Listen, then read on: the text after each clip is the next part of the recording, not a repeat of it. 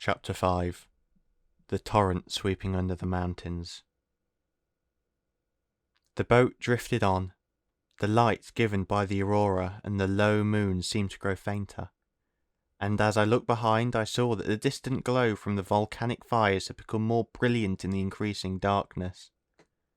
The sides of the channel grew steeper, until at last they became rocky precipices rising to an unknown height.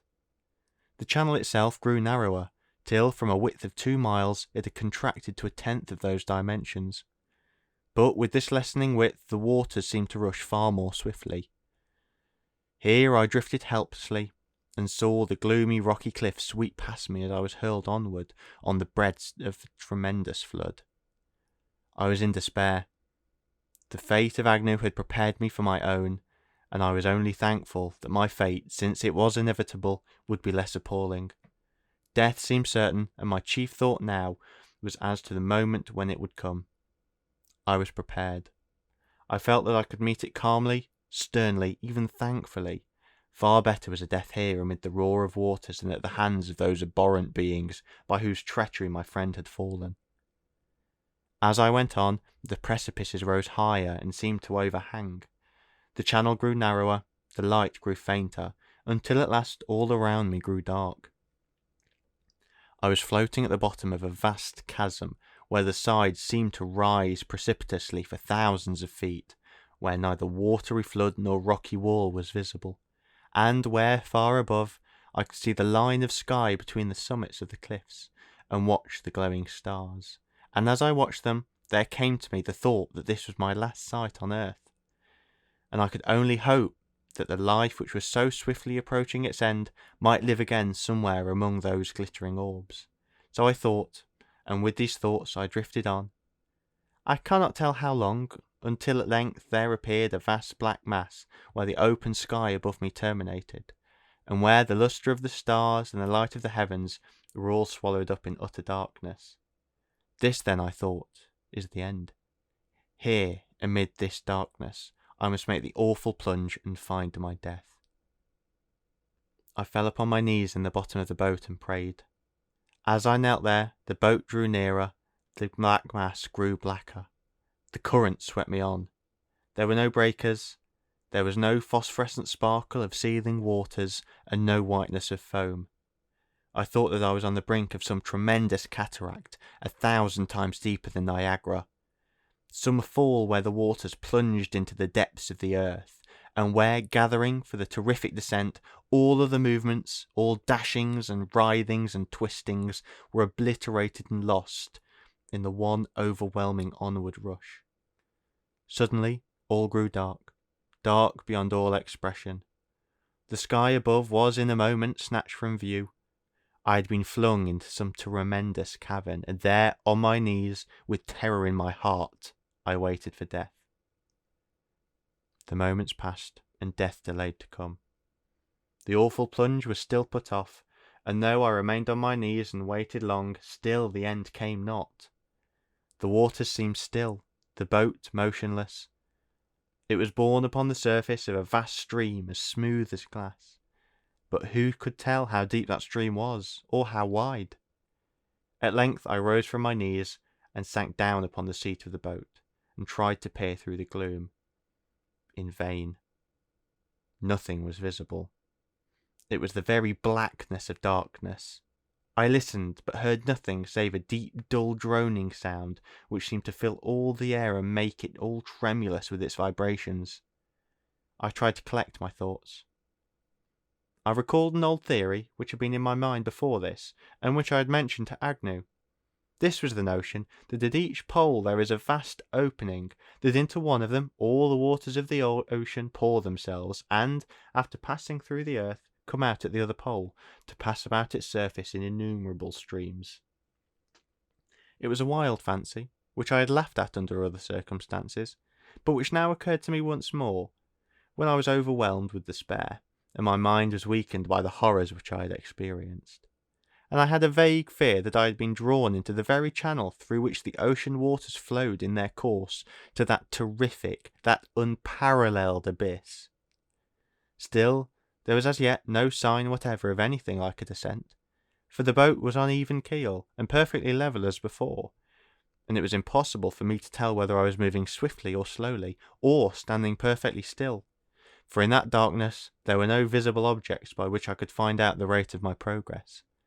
And as those who go up in balloons are utterly insensible of motion, so was I on those calm but swift waters. At length there came into view something which arrested my attention and engrossed all my thoughts. It was a faint glow that at first caught my gaze, and turning to see it better, I saw a round red spot glowing like fire. I had not seen this before. It looked like a moon when it rises from behind clouds and glows red and lurid from the horizon. And so this glowed, but not with the steady light of the moon, for the light was fitful, and sometimes flashed into a baleful brightness, which soon subsided into a dimmer lustre. New alarm rose within me, for this new sight suggested something more terrible than anything that I had thus far thought of. This then, I thought, was to be the end of my voyage. This was my goal, a pit of fire into which I should be hurled. Would it be well, I thought, to wait for such a fate and experience such death agony? Would it not be better for me to take my own life before I should know the worst? I took my pistol and loaded it, so as to be prepared, but hesitated to use it until my fate should be more apparent. So I sat, holding my pistol, prepared to use it, watching the light and awaiting the time when the glowing fires should make all further hope impossible. But time passed, and the light grew no brighter. On the contrary, it seemed to grow fainter. There was also another change. Instead of shining before me, it appeared more on my left. From this, it went on changing its position until at length it was astern. All the time it continued to grow fainter, and it seemed certain that I was moving away from it rather than towards it. In the midst of this there occurred a new thought, which seemed to account for this light. This was that it arose from these same volcanoes which had illuminated the northern sky when I was ashore, and followed me still with their glare. I had been carried into this darkness through some vast opening which now lay behind me, disclosing the red volcano glow. And this it was that caused the roundness and resemblance to the moon. I saw that I was still moving on away from the light as before, and that its changing position was due to the turning of the boat as the water drifted it along, now stern foremost, now sideways, and again bow foremost. From this it seemed plainly evident that the waters had borne me into some vast cavern of unknown extent, which went under the mountains, a subterranean channel whose issue I could not conjecture. Was this the beginning of that course which should ultimately become a plunge deep down into some unutterable abyss? Or might I ever hope to emerge again into the light of day, perhaps in some other ocean, some land of ice and frost and eternal night? But the old theory of the flow of water through the earth had taken hold of me, and it could not be shaken off. I knew that some scientific men held the opinion that the earth's interior is a mass of molten rock and pent-up fire, and that the earth itself had once been a burning orb which had cooled down at its surface. Yet, after all, this was only a theory, and there were other theories which were totally different. As a boy I had read wild works of fiction about lands in the interior of the earth, with a sun at the centre which gave them the light of a perpetual day. These I knew were only the creations of fiction, yet, after all, it seemed possible that the earth might contain vast hollow spaces in its interior, realms of eternal darkness, caverns in comparison with which the hugest caves on the surface were but the tiniest cells. I was now being borne on to these. In that case there might be no sudden plunge after all. The stream might run on for many thousand miles through this terrific cavern gloom, in accordance with the natural laws, and I might thus live and drift on in this darkness until I should die a lingering death of horror and despair. There was no possible way of forming any estimate as to speed. All was dark, and even the glow behind was fading away, nor could I make any conjecture whether as to the size of the channel, that the opening had been contracted and narrow, but here it might have expanded itself to miles, and its valued top might reach almost the summit of the lofty mountains. While night thus failed me, sound was equally unavailing, for it was always the same, a sustained and unintermittent roar, a low droning sound, deep and terrible, with no variations of dashing breakers, or rushing rapids, or failing cataracts. Vague thoughts of final escape came and went, but in such a situation hope could not be sustained. The thick darkness oppressed the soul, and, at length, even the glow of the distant volcanoes, which had been gradually diminishing, grew dimmer and fainter, and finally faded out altogether. That seemed to me to be my last sight of earthly things. After this, nothing was left. There was no longer for me such a thing as sight. There was nothing but darkness, perpetual and eternal night. I was buried in a cavern of rushing waters, to which there would be no end, where I should be borne onwards helplessly by the resistless tide to a mysterious and appalling doom. The darkness grew so intolerable that I longed for something to dispel it, if only for a moment. I struck a match. The air was still, and the flame flashed out, lighting up the boat and showing the black water around me. This made me eager to see more. I loaded both barrels of the rifle, keeping my pistol for another purpose, and fired one of them. There was a tremendous report that rang in my ears like 100 thunder volleys, and rolled and reverberated far along, and died away in endless echoes. The flash lit up the scene for an instant, and for only an instant. Like the sudden lightning, it revealed all around. I saw a wide expanse of water, black as ink, a Stygian pool, but no rocks were visible, and it seemed as though I had been carried into a subterranean sea. I loaded the empty barrel and waited. The flash of light had revealed nothing, yet it had distracted my thoughts, and the work of reloading was an additional distraction. Anything was better than inaction. I did not wish to waste my ammunition, yet I thought that the occasional shot might serve some good purpose, if it was only to afford me some relief from despair. And now, as I sat with the rifle in my hands, I was aware of a sound. New, exciting, different altogether from the murmur of innumerable waters that filled my ears, and in sharp contrast with the droning echoes of the rushing flood, it was a sound that spoke of life. I heard quick, heavy pantings, as of some great living thing, and with this there came the noise of regular movements in the water, and the foaming and gurgling of waves. It was as though some living, breathing creature were here, not far away, moving through these midnight waters, and with this discovery there came a new fear, the fear of pursuit. I thought that some sea monster had scented me on my boat and had started to attack me. This new fear aroused me to action. It was a danger quite unlike any other which I had ever known, yet the fear which it had inspired was a feeling that roused me to action and prompted me, even though the coming danger might be as sure as death, to rise against it and resist to the last. So I stood up with my rifle and listened, with all my soul in my sense of hearing. The sounds arose more plainly. They had come nearer. They were immediately in front. I raised my rifle and took aim.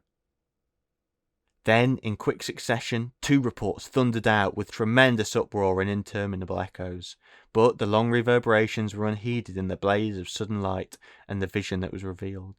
For there, full before me, I saw, though but for an instant, a tremendous sight. It was a vast monster moving in the waters against the stream and towards the boat. Its head was raised high, its eyes were inflamed with a baleful light, its jaws opened wide, bristled with sharp teeth, and it had a long neck joined to the body of enormous bulk, with a tail that lashed all the water into foam. It was but for an instant that I saw it, and then with a sudden plunge the monster dived, while at the same moment all was dark as before. Full of terror and excitement, I loaded my rifle again and waited, listening for a renewal of the noise. I felt sure that the monster, balked of his prey, would return with redoubled fury, and that I should have to renew the conflict. I felt that the dangers of the subterranean passage and of the rushing waters had passed away, and that a new peril had arisen from the assault of this monster of the deep. Nor was it this one alone that was to be dreaded. Where one was, others were sure to be. And if this one should pass me by, it would only leave me to be assailed by monsters of the same kind, and these would probably increase in number as I advanced further into this realm of darkness. And yet, in spite of these grisly thoughts, I felt less of horror than before, For the fear which I had now was associated with action, and as I stood waiting for the onset and listening for the approach of the enemy, the excitement that ensued was a positive relief from the dull despair into which I had sunk but a moment before. Yet, though I waited for a new attack, I waited in vain. The monster did not come back. Either the flash and the noise had terrified him, or the bullets had hit him. Or else in this vastness he had been indifferent to so feeble a creature as myself. But whatever may have been the cause, he did not emerge again out of the darkness and silence into which he had sunk. For a long time I stood waiting. Then I sat down, still watchful, still listening, but without any result, until at length I began to think that there was no chance of any new attack. Indeed, it seemed now as though there had been no attack at all, but that the monster had been swimming at random without any thought of me, in which case my rifle flashes had terrified him more than his fearful form had terrified me. On the whole, this incident had greatly benefited me. It had roused me from my despair. I grew reckless, and felt a disposition to acquiesce in whatever fate might have in store for me. And now, worn out with fatigue and exhausted from a long watchfulness and anxiety, I sank down in the bottom of the boat and fell into a deep sleep. Chapter 6. The New World. How long I slept, I do not know. My sleep was profound, yet disturbed by troubled dreams in which I lived over again all the eventful scenes of the past, and these were all intermingled in the wildest confusion. The cannibals beckoned to us from the peak, and we landed between the two volcanoes. There the body of the dead sailor received us, and afterwards chased us to the boat. Then came snow and volcanic eruptions, and we drifted amid icebergs and molten lava until we entered an iron portal and plunged into darkness. Here there were vast swimming monsters and burning orbs of fire and thunderous cataracts falling from inconceivable heights, and the sweep of immeasurable tides and the circling of infinite whirlpools, while in my ears there rang the never-ending roar of remorseless waters that came after us, with all their waves and billows rolling upon us. It was a dream in which all the material terrors of the past were renewed, but these were all as nothing when compared to the certain deep underlying feeling that possessed my soul, a sense of loss irretrievable, an expectation of impending doom, a drear, inimitable despair. In the midst of this, I awoke. It was with a sudden start, and I looked all around in speechless bewilderment.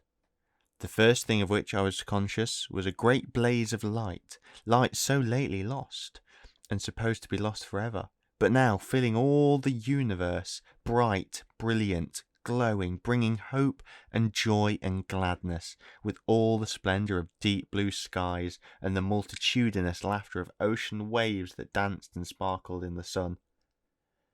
I flung up my arms and laughed aloud. Then I burst into tears, and, falling on my knees, I thanked the almighty ruler of the skies for this marvellous deliverance. Rising from my knees, I looked around, and once more amazement overwhelmed me. I saw a long line of mountains towering up to immeasurable heights, their summits covered with eternal ice and snow. There the sun blazed low in the sky, elevated but a few degrees above the mountain crests, which gleamed in gold and purple under its fiery rays. The sun seemed enlarged to unusual dimensions, and the mountains ran away on every side like a segment of some infinite circle.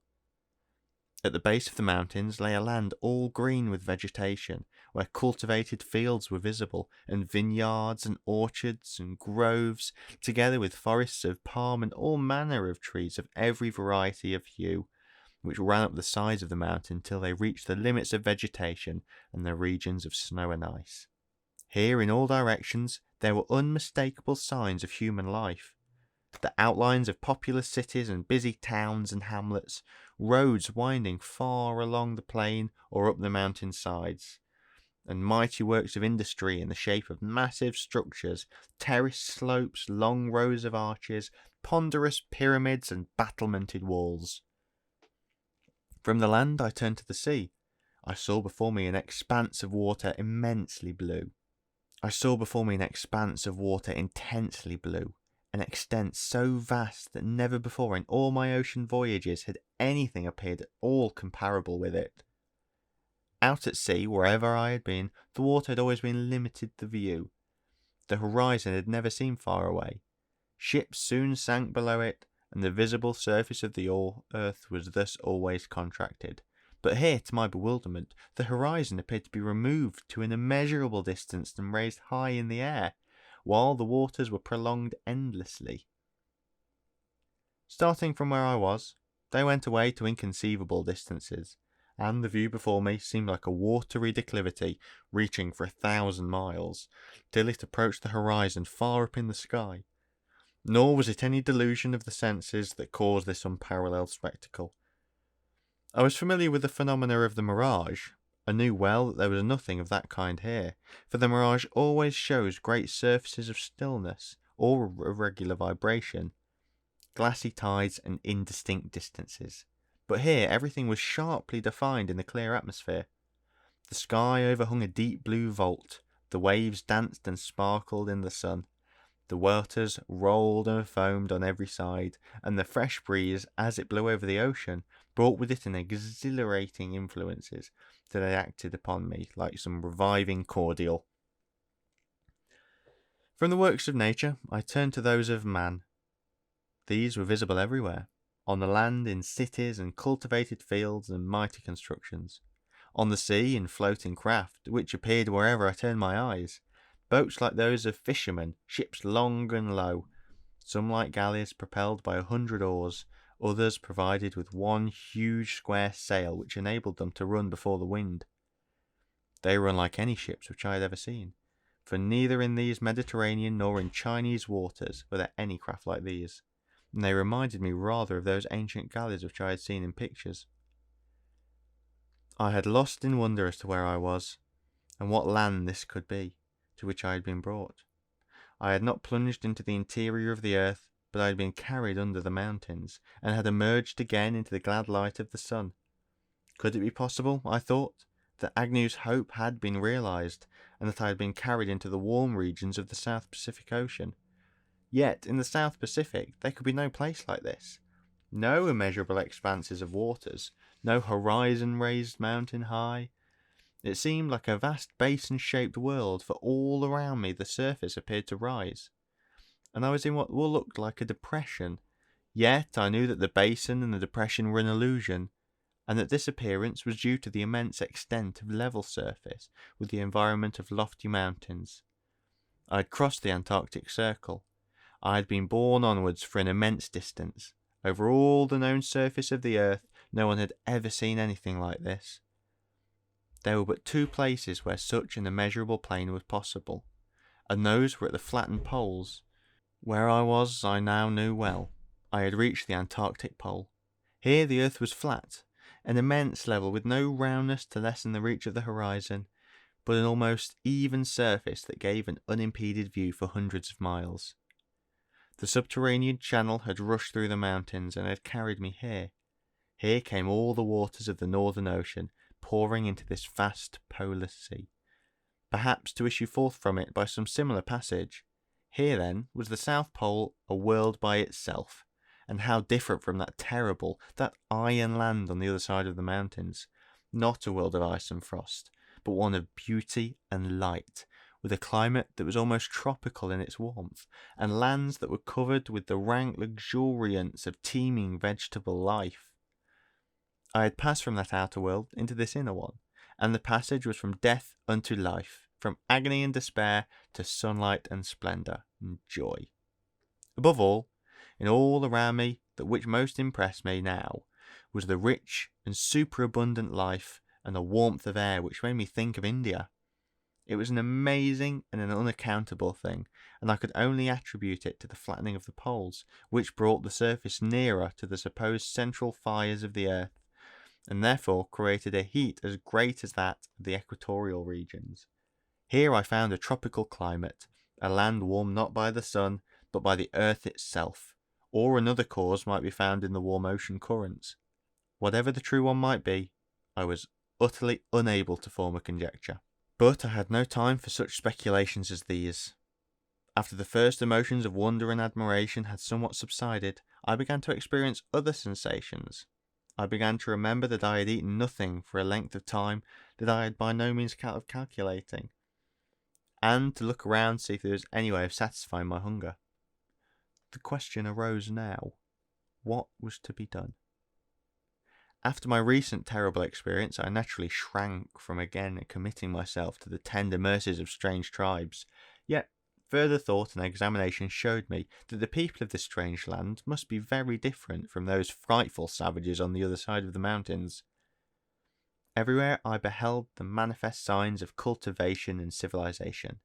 Still, I knew that even civilized people would not necessarily be any kinder than savages, and that I might be seized and flung into hopeless imprisonment or slavery. So I hesitated. Yet what could I do? My hunger was beginning to be insupportable. I had reached a place where I had to choose between starvation on the one hand, or a venture among these people on the other. To go back was impossible. Who could breast those waters in the tremendous subterranean channel, or force his way back through such appalling dangers? Or, if that were possible, who could ever hope to breast those mighty currents beyond, or work his way amid everlasting ice and immeasurable seas? No, return was impossible. I had been flung into this world of wonders, and here would be my home for the remainder of my days. Though I could not now imagine whether those days would be passed in peace or in bitter slavery and sorrow, yet the decision must be made, and the risk must be run. It must be so. I must land here, venture among these people, and trust in that providence which had hitherto sustained me. Having thus resolved at all my hazards to try my fate, I rowed in towards the shore. Thus far I had seen galleys passing and small boats, but they had taken no notice of me, for the reason that they were too far away to perceive anything about me that differed from any other boats. But now, as I rowed, I noticed a galley coming down towards me. She seemed to be going in towards the shore at the very point at which I was aiming, and her course and mine must soon meet if I continued to row. After some hesitation, I concluded to make signals to her so as to attract attention, for now that I had resolved to venture among the people here, I was anxious to end my suspense as soon as possible. So I continued rowing and gradually drew nearer. The galley was propelled by oars, of which there were 50 on either side. The stern was raised and covered in like a cabin. At length I ceased rowing and sat watching her. I soon saw that I was noticed, but this did not occur till the galley was close by me, so close indeed that I thought they would pass without perceiving me. I raised my hands, waved them, and gave a cry. The galley at once stopped. A boat was lowered, and some men descended and rowed towards me. They were men of strange appearance, very small in stature and slender in frame. Their hair was black and straight, their features were quite regular, and their general expression was one of great gentleness. I was surprised to notice that they kept their eyes almost closed, as though they were weak and troubled by the glare of the sun. With their half-closed eyes they blinked at me, and then one who appeared to be their chief spoke to me. I understood not a word, and then I answered him in English, which, of course, was equally unintelligible to him. I then made signs pointing to the mountains and endeavouring to make known to him that I had come from beyond them, that I had suffered shipwreck, and that I had drifted here and that I needed assistance. Of all this it was quite evident that they understood nothing except the fact that I needed help. The moment that they comprehended this, they took me in tow and rowed me back to the galley. I found the galley to be about 150 feet in length. For about 2/3 of this length forward it was open and filled with seats, where there were about 100 rowers, who all looked like those I had first seen, all being of small stature, slender frames, and moreover, all being apparently distressed by the sunlight. There was in all of them the same mild and gentle expression. In complexion and general outline of features, they were not unlike Arabs, but they were entirely destitute of that hardness and austerity which the latter have. They all had beards, which were dressed in a particular way, in plaits. Their costume varied. Their rowers wore a coarse tunic with a girdle of rope. The officers wore tunics of fine cloth and very elegant mantles, richly embroidered and the borders of down. They all wore broad-brimmed hats. and the one who seemed to be chief had on his some golden ornaments. Here once more I tried to explain to them who I was. They looked at me, examining me all over, inspecting my gun, pistol, coat, trousers, boots, and hat, and talking all the time among themselves. They did not touch me, but merely showed the natural curiosity which is felt at the sight of a foreigner who has appeared unexpectedly.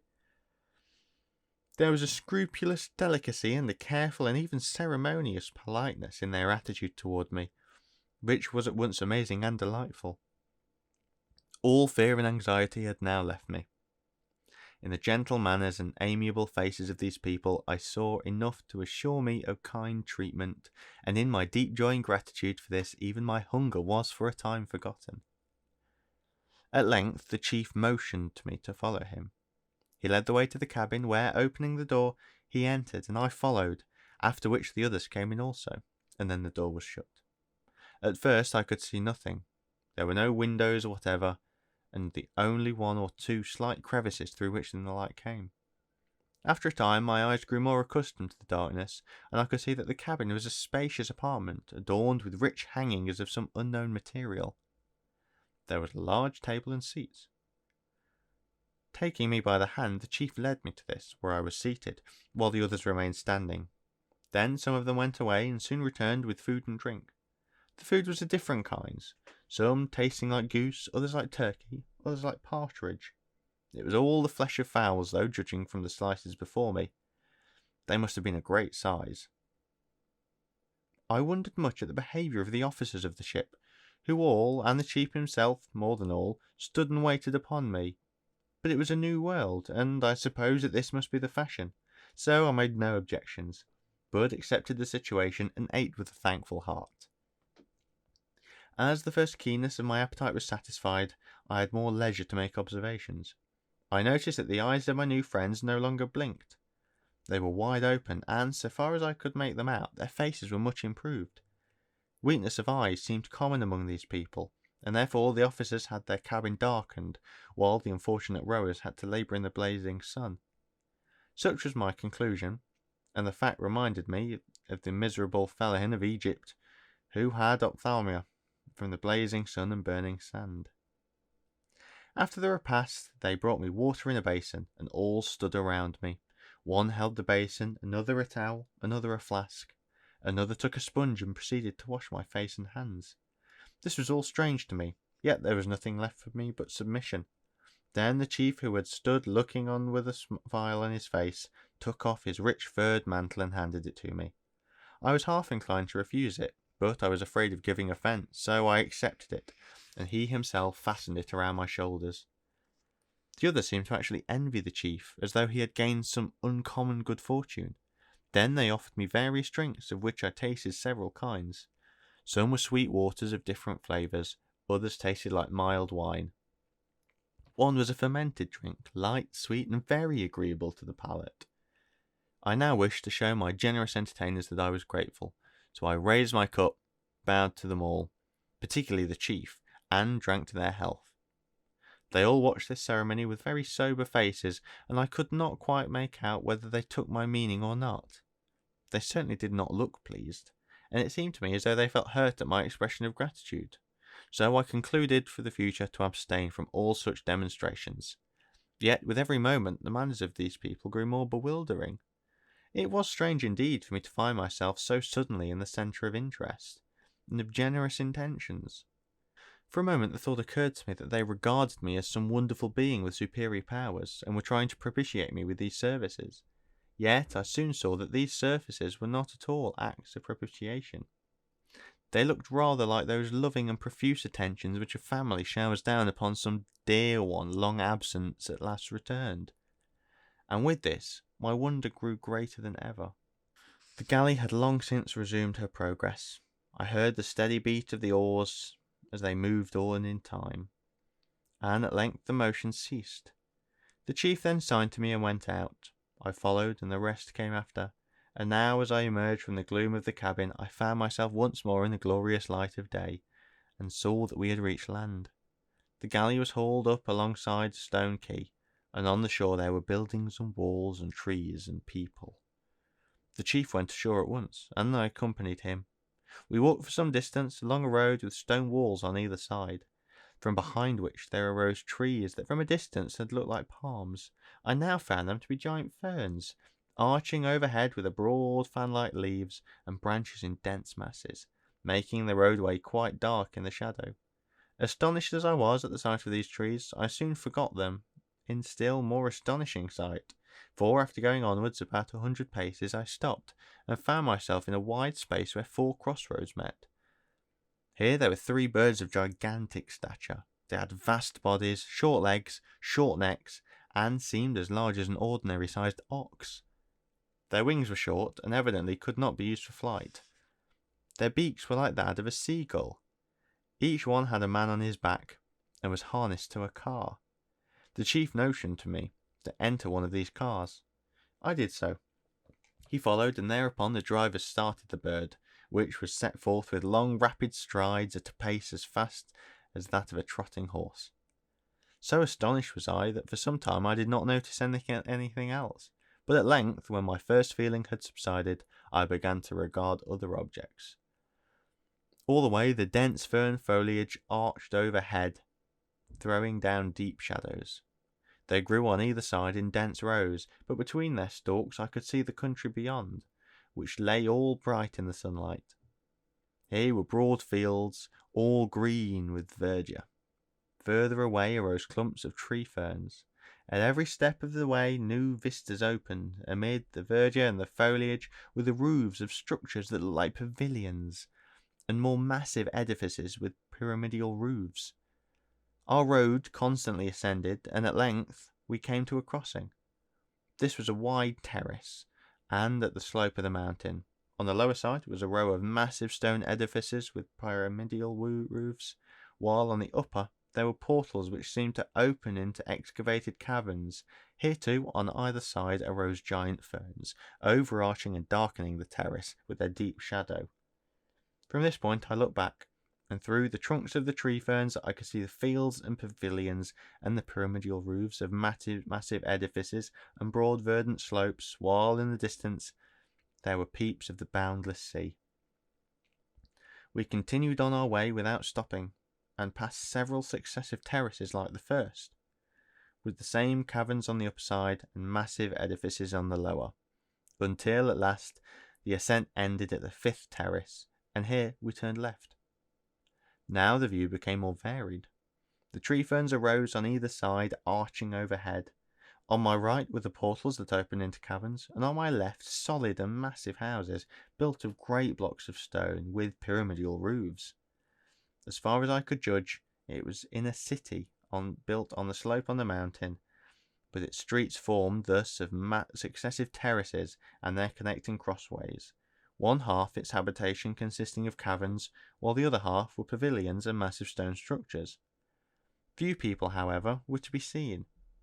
Occasionally I saw 1 or 2 groping along with their eyes half shut, seeking the darkest shadows, and it seemed to me that this extraordinary race of men had some natural and universal peculiarity of eyesight, which made them shun the sunlight, and seek the darkness of the caves and of dense overshadowing foliage. At length we came to a place where the terrace ran back till it formed a semicircle against the mountain slope, when several vast portals appeared. Here there was a large space where the tree ferns grew in long lines crossing each other and making a denser shade than usual.